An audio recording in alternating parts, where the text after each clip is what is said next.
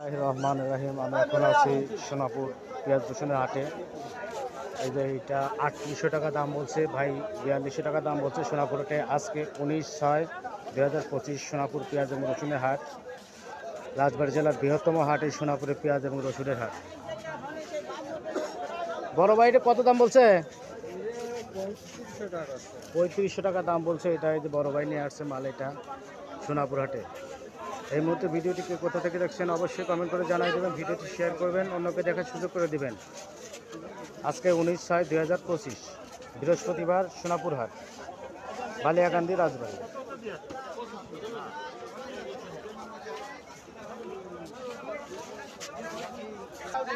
ব্যাপারে বা দাম বলতেছে মানে